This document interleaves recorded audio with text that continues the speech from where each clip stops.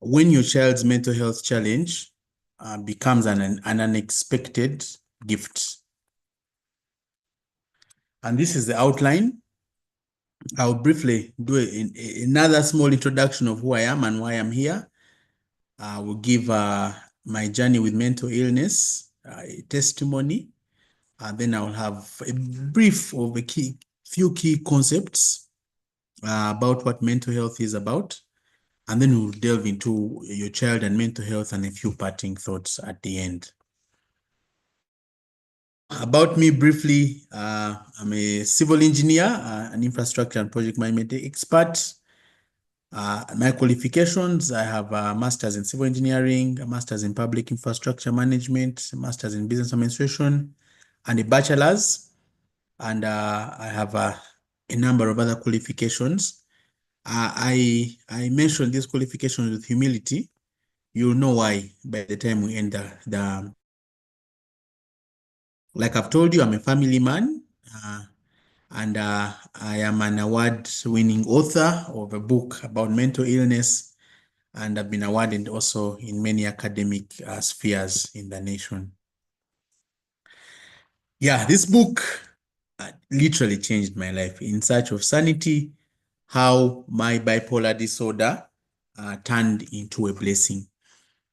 The NCDC has been reviewing the book.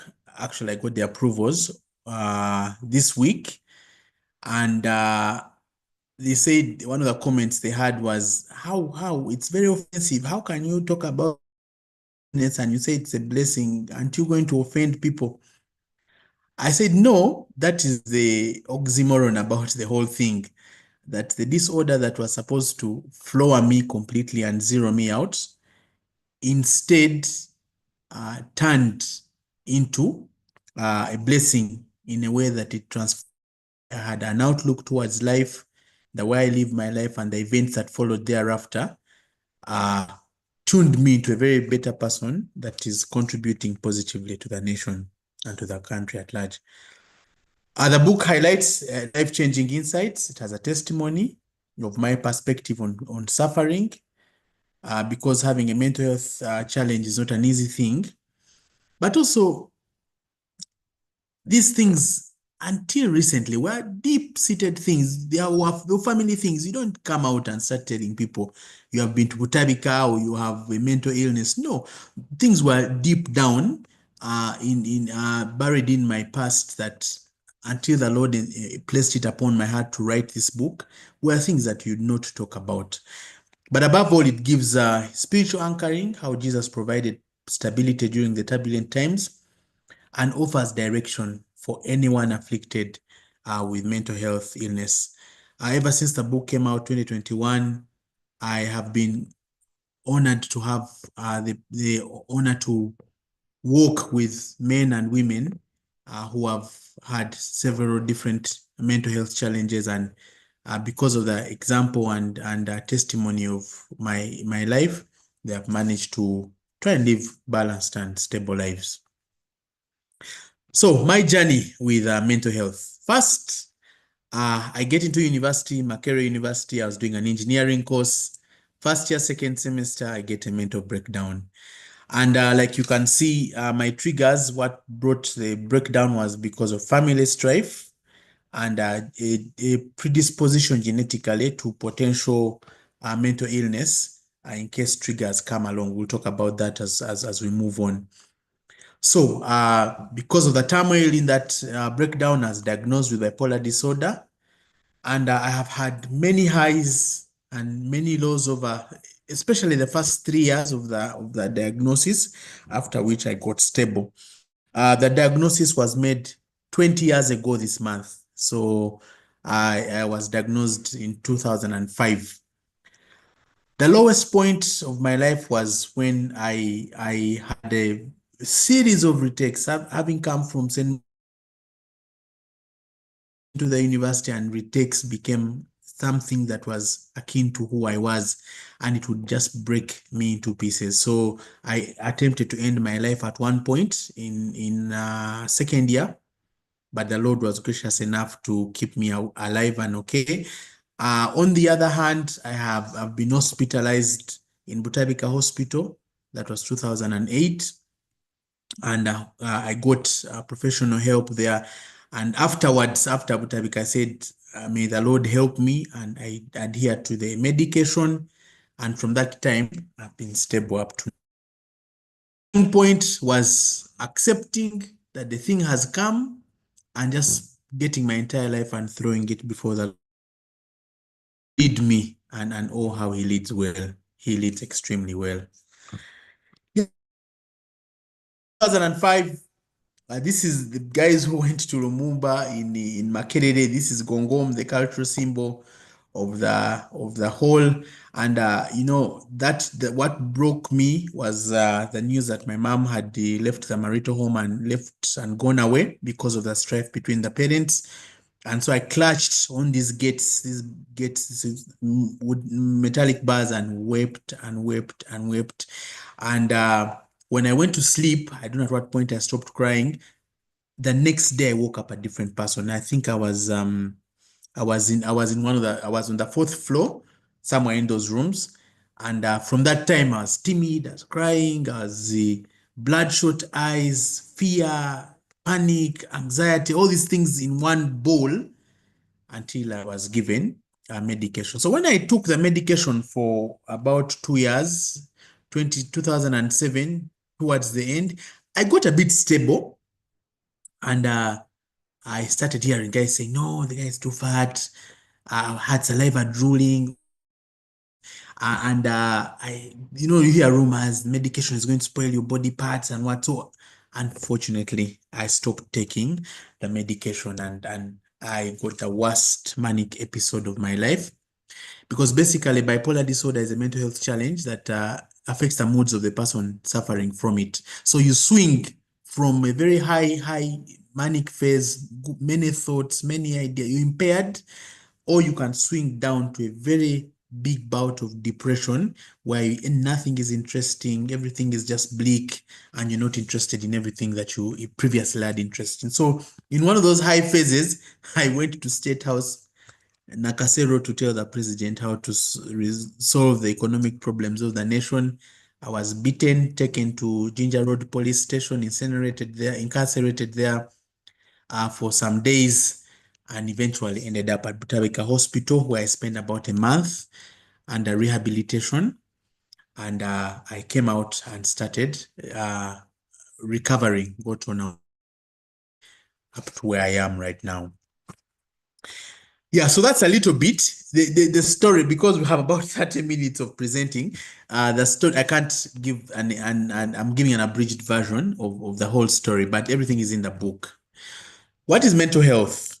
Ideally, mental health is a state of well-being when you can ably manage and cope with stressors, you can function well, you can contribute, you're working, you're thriving, and you are having good relationship, sound decision-making abilities.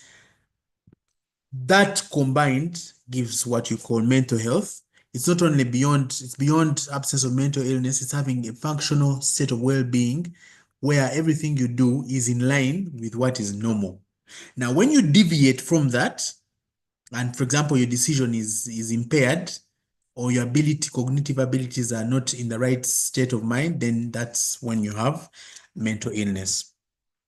Now, what are some of the prevalent mental health problems that we have? We've got anxiety disorders, panic attacks, excessive worry, fear that is paralyzing. Some people have that kind of, an exam is coming and many students fall sick.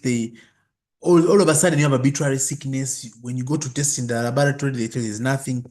Anxiety and panic attacks. Then there are mood disorders like the bipolar disorder, persistent sadness, depression. Depression is those low thoughts that you can have a low thoughts of pattern consistently for 2 weeks or more. Then you should check in and have it assessed by a medical officer. But there are some things that make us sad a bit. 1-2 days. No, that's not depression. That's the hustle and bustle of life. There are thought disorders, schizophrenia, disorganized thinking, delusions. Schizophrenia, you're there and all of a sudden you can think, oh my goodness, the neighbor wants to kill me. Then at night you hear voices. Voices are coming in from either this side or the other side. So you have thoughts that are playing you.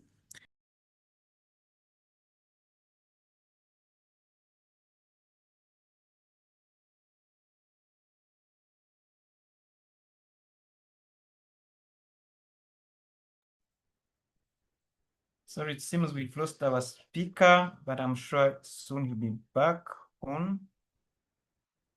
Just be patient with him. Oh, he's on now. I'm back. Am I back? I don't know what happened. Yes, you're back. Okay. Yeah, so yeah, the thought disorders, these two, when you can have medication that balances out the chemicals. We'll see that a bit later. We've got trauma and grief. People who go for war and see people being slaughtered, and PTSD, post-traumatic stress disorder. Then there's grief when you have hysteria, when you're so much in love with someone and they pass on, and someone says, I can never marry again, or I can never have a boyfriend again. Or emotional wounds, trauma from anything that has happened to a person can be categorized as a mental health problem. Then there are social challenges, hopelessness, isolation. You notice sometimes people who are put in solitary cells come out when they have lost their minds, because we are meant to be communal people, not to be isolated. Substance issues, we have addiction, dependency, self-medication. We've got people who take medicine. You see this medicine that is used in dental clinics to numb the pain. That medicine is extremely addictive. So there are some people who have pain in life, with emotional pains, and they just get a small dose and you find them self-medicated, extremely addicted. Those are substance issues, okay, in addition to the issues of addiction that are happening within the youth now. So the list may not be exhaustive, but these are some of the prevalent health problems. What are the causes? What are the causes? Now, one thing we need to realize that mental health challenges arise from complex interactions between biological vulnerabilities and life experiences. No single factor determines our mental well-being. You see, from the first point, genetics, biochemistry, brain chemistry, and family history. When I was trying to order, and I'm trying to say, what is this that has hit me so bad? Because I was a good child. I was okay. That's what I thought. I was a good child. I know I was born again. I'd gotten born again at 11.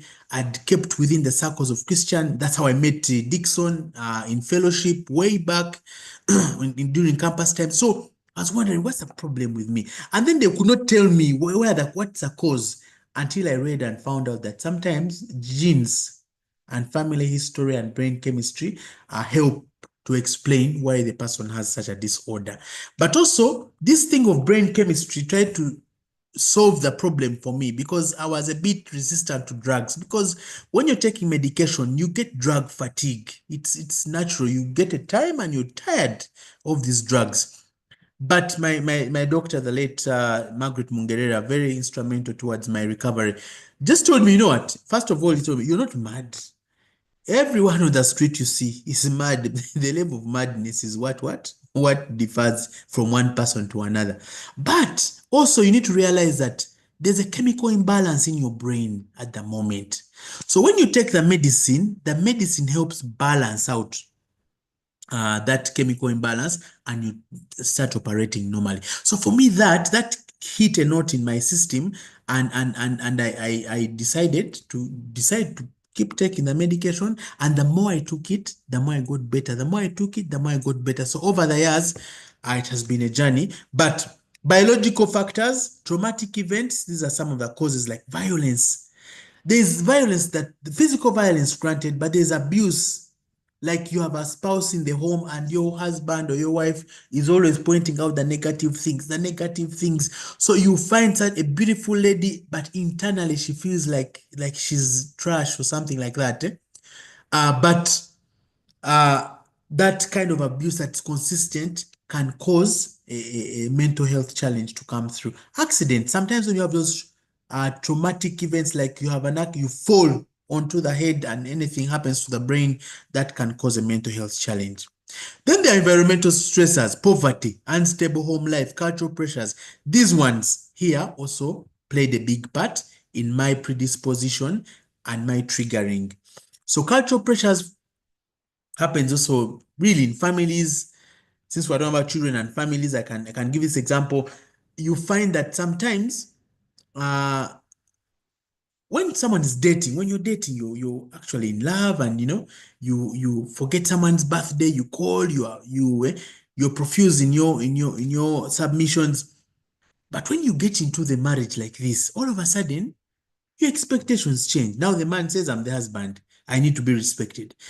Now, usually when that change in expectations happens, the cultural pressures now step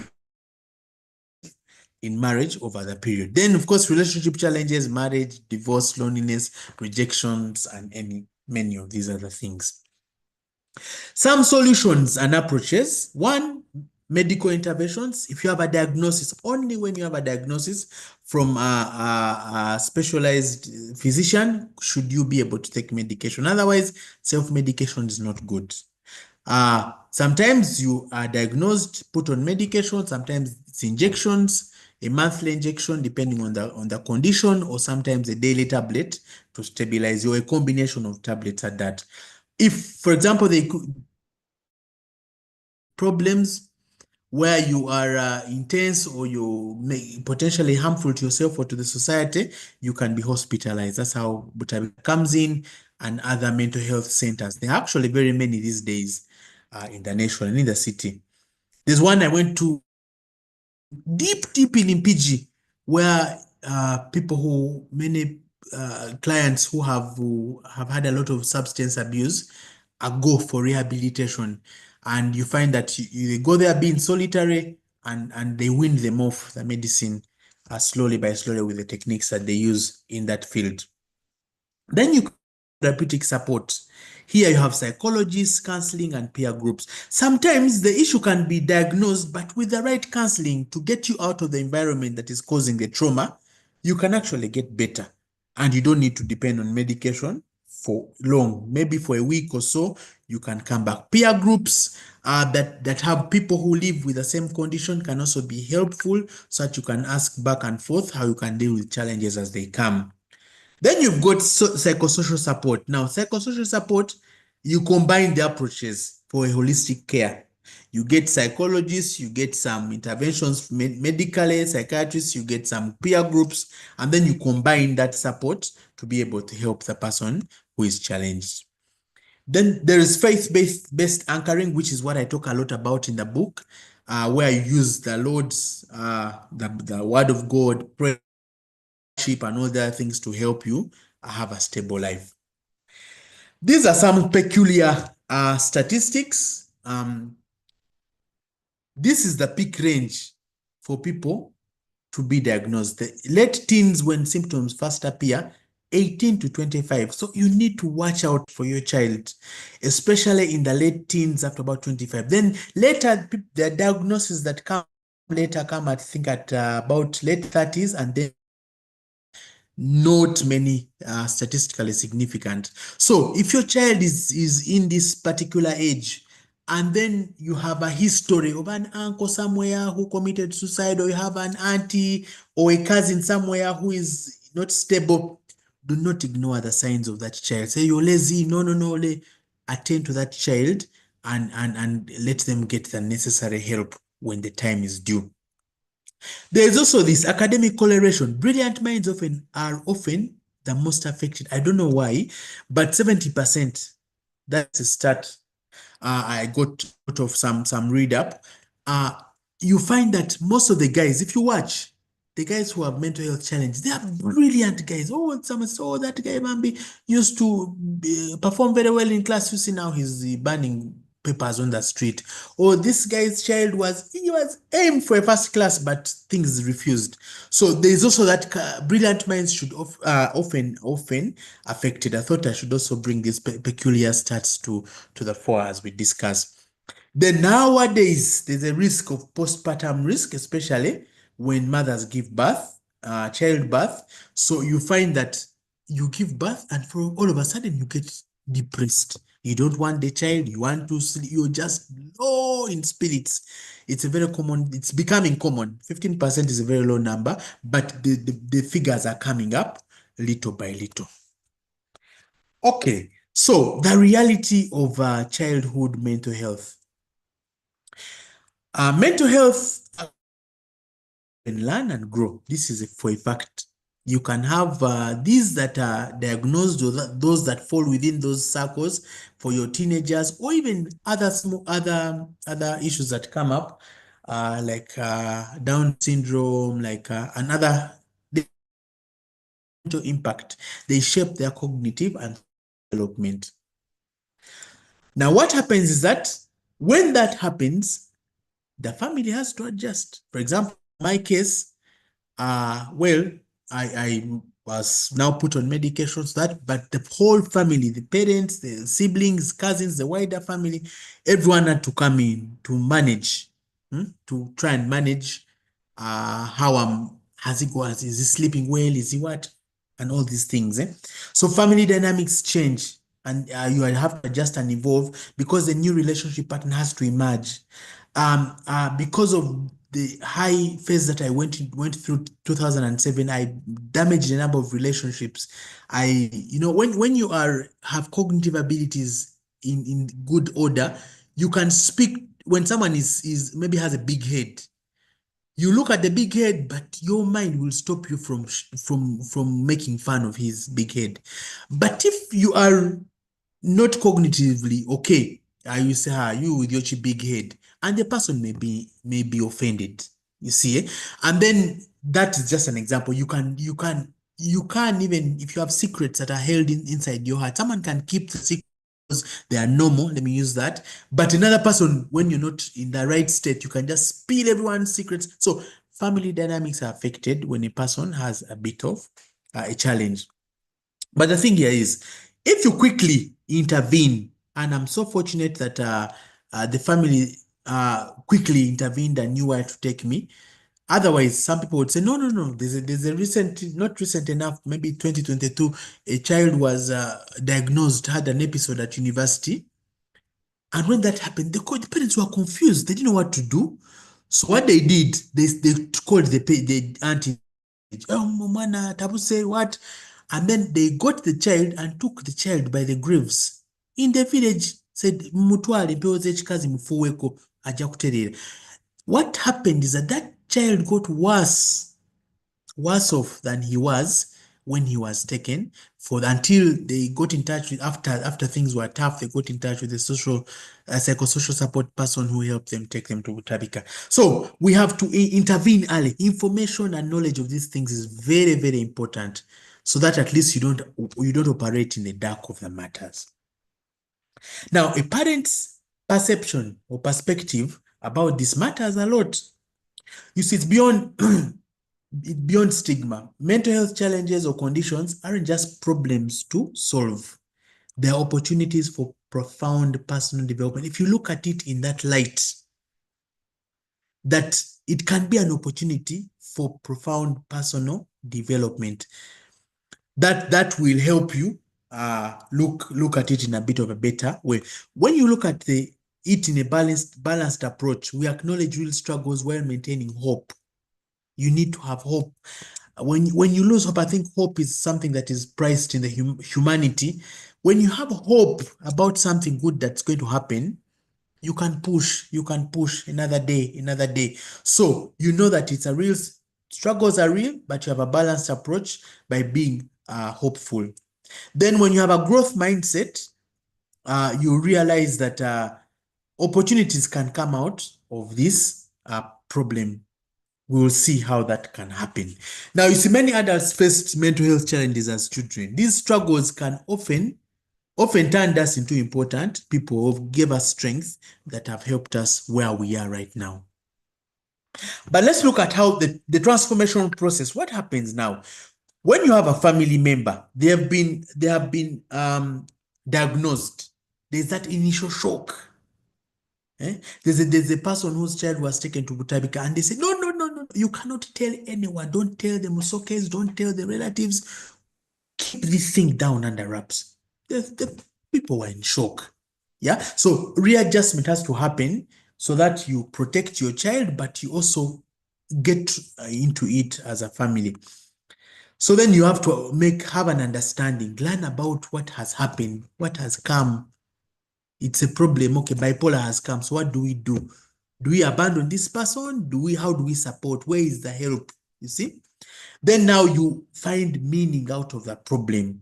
Slowly you see if you can find purpose or growth within the challenge. Yeah. It's tough. It's tough. It's tough when it has hit a family.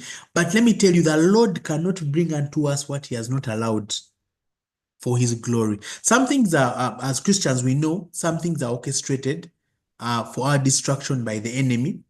But if it is something that the Lord knows will groom you, he will allow it to happen, like he did for Job and many other characters in the Bible. But it happens for a reason and it ends well. It has a good ending. It doesn't have a bad ending.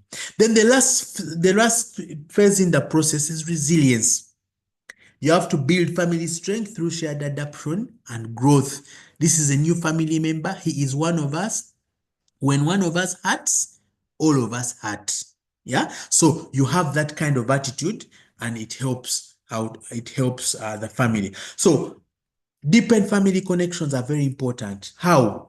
You have to learn to express your needs as a family and listen to the person or listen to each other very well. Now you have to improve communication. I've realized that families that undergo such challenges have an ability to have empathy. Understanding each member's unique experience creates that connection. But also I realize that when we are compassionate about the issue of that person who has gone into that challenge, it's easier for us to be able to navigate the waters. And you never know. For me, my story is a bit longer. Like I've told you, I've abridged it. There's a point where every girl was rejecting me because of the condition I had. Everyone I would date would first find, hey, oh, and then they would run away. But eventually, when I got my wife and she accepted me for who I was, that just made the difference. Compassion and empathy is very important because when she accepted me, I bloomed from nowhere. All the different powers that I had within me just came to light.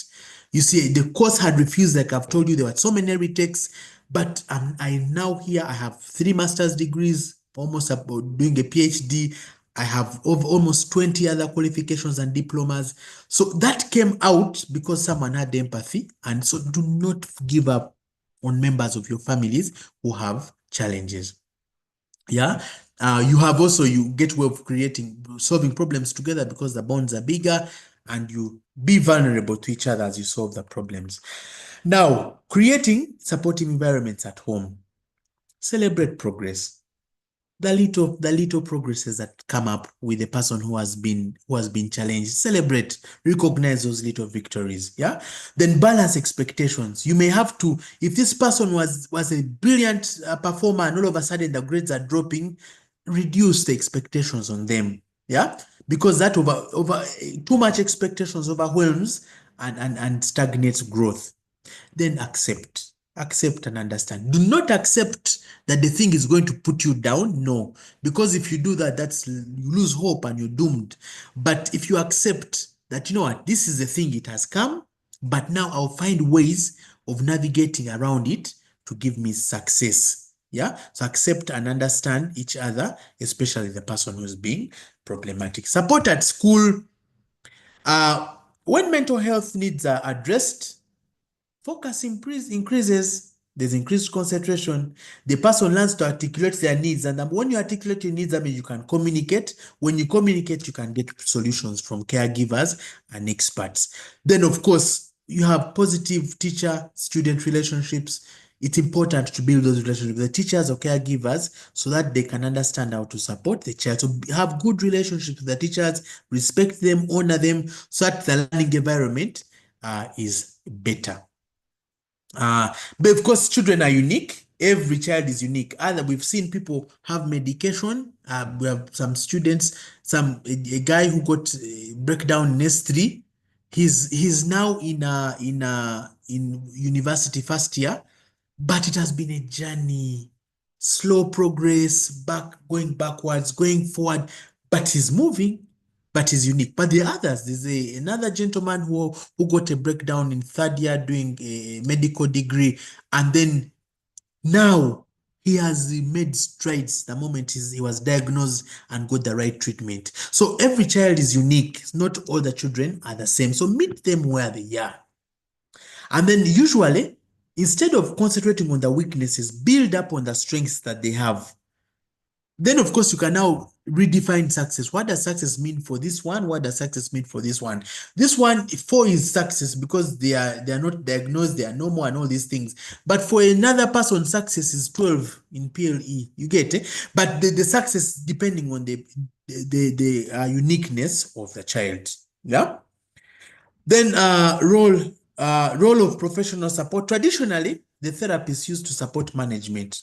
This is the psychologist, counselor, but now they need the transformative. You need to build skills for life.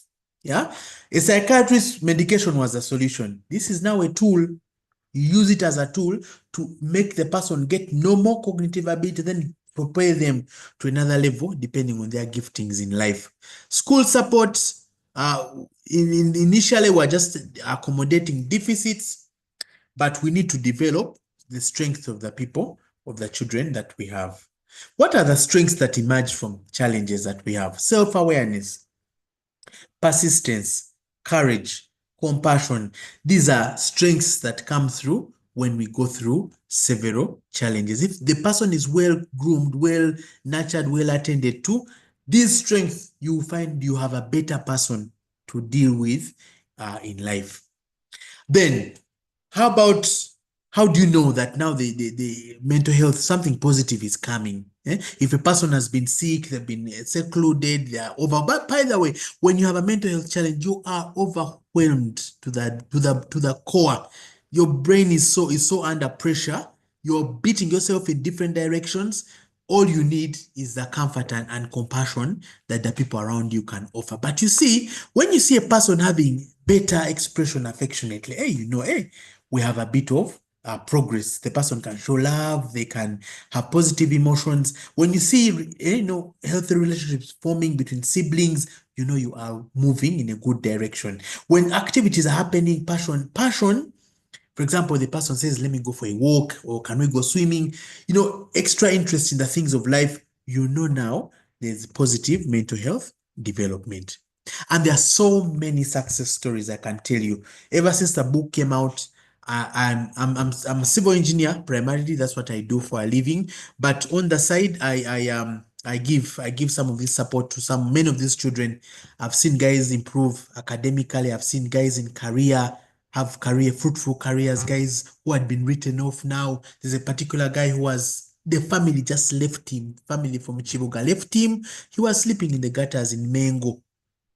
But he had finished his degree. So when he started taking medication from Professor Mrs. Medical Center in Entebbe, he got better. And he has a good position in a government institution. You see, so I've seen career success, I've seen social fulfillment. So people there's hope, really. There's hope. If your person has a mental health challenge, do not give up on them. So, what is the gift? The gift of mental health is really a new perspective. Just look at things in another glove. Yeah. Look for hidden strength. What can these challenges reveal? Have a hopeful future.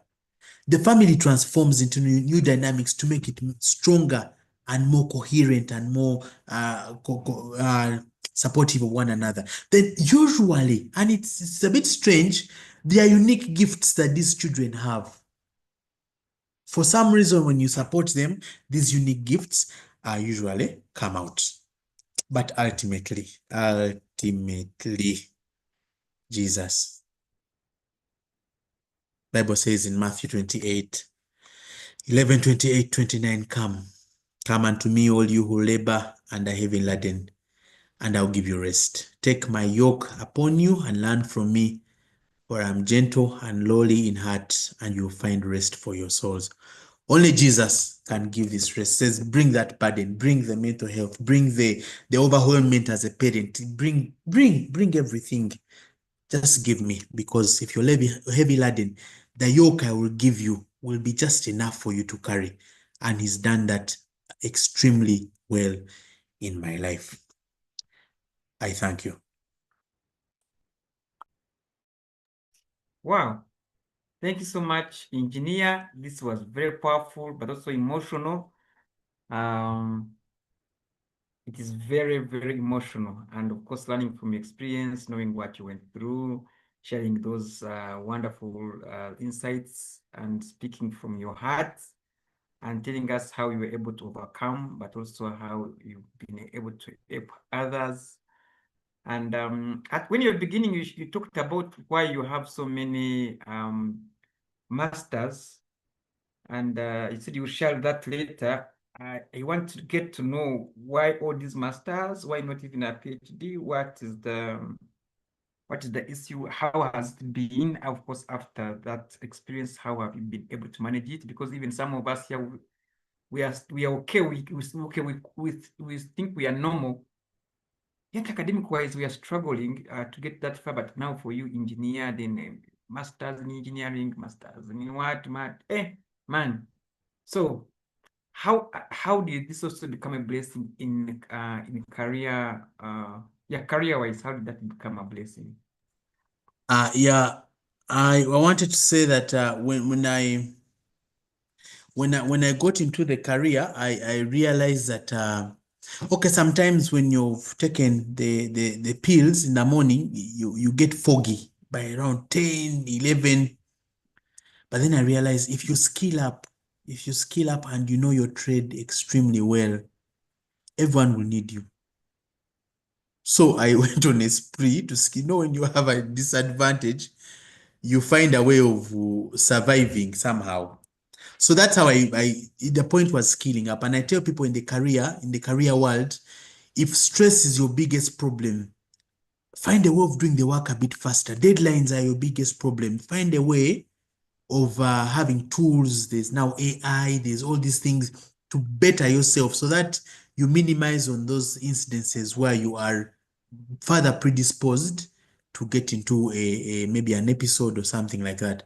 So that is why, Dixon. Wow, that's great. So someone wants to know whether you're still on medication and how have you been able to keep afloat with the among responsibilities requiring stability. Yes, like I told you, I've seen over the years, there are many people, there are people I started taking medication with who no longer take the medication. Yeah. There are those who take extremely reduced doses. That's like myself, very, very, very, very minimal dose for maintenance. But because I broke down because I left the medication, so you cannot now tell me to leave. It's like a constant for me. It's a very small dose, but I also realized, like I told you, it's a chemical imbalance in the brain. So if you want to balance it out, then take that. I call them my apples, daily food for living. It is okay. I'm fine with it. So you do take the medication, and that is my side of the story. But there are some people who are weaned off the medication after some time, and there are some people who still take heavy doses, which impair their ability to thrive productively in life. Thank you so much. Members, please feel free to post your question in the chat box. Sarah, I'm coming to you soon. We are talking about children and how we can help them. And so I am grateful for your openness. And so, of course, I'm getting some inbox questions. And this one is saying, how does he have a history of mental sickness in his family? That is one question. Does any of his children exhibit mental sickness so far? How can you prevent it if not yet? Those are let's see, those are some of the few questions I have. Another one says, maybe you guys take note of them and then you can answer them. I'm going to give you 4 at once. Did he have some signs of mental sickness in school? What triggered it for him? at some point, so actually on that point you talked about the family, was it more, because like the family is the one which triggered you more? How did it happen like so fast? Was it because of the stress of the brokenness of your family, or even other issues could have come up? So you could combine those two questions together. Um, then also we hear that medication for mental health is very expensive. How can a poor person or muntu wants access affordable health care? So far you can begin, and then also any side effects of the drugs, maybe you can begin with those ones. Okay, I'll start with the one for the children, the family. Yes, I didn't know that I had the relatives who had issues with mental health challenges until I was diagnosed myself and said, "Oh, it's what it was." I had an auntie, I had a cousin, then I had an uncle who had issues with, and actually all of them had been diagnosed and they were living on medication. I didn't know, but they were distant aunties and uncles, and an uncle. So yeah, there was that. There was that. That's what I was saying. Some of the things that if you see your child displaying some pointers, when you have some of those lines, you need to pay attention. But also, I realize sometimes it skips a generation.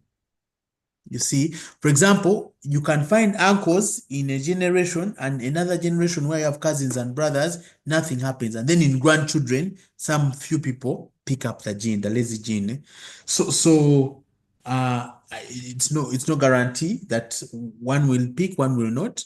At the end of the day, we leave that in the hands of the Lord. Then you are saying triggers. As I've realized that no one gets up and jumps from maybe NSSF building or drowns themselves in a lake just in one moment. The issues that affect the person pile up moment after moment, year after year. And so by the time a person gets a breakdown, it's like the breaking point. It's a breaking point. So for me, there are triggers, family challenges, poverty, quarrels with parents, and all these things. So they kept coming. So that one of my mom leaving the home was like a breaking point because I was saying, no, we have been poor. I'm now in Makerere. We have suffered all this long. Now where is she going? Because I'm saying we're almost at the end. The money is coming. I'm almost seeing the money. So that was a frustration I had. So that was a breaking point. About medication, the meds for mental health are not cheap. They're highly expensive. But the National Referral Mental Hospital, Butabika, and I think some in Mulago and in some, those national referral hospitals have medication that is free. Butabika medication is essentially all free. All the medication to treat diagnose the condition. So people move from as far as Arua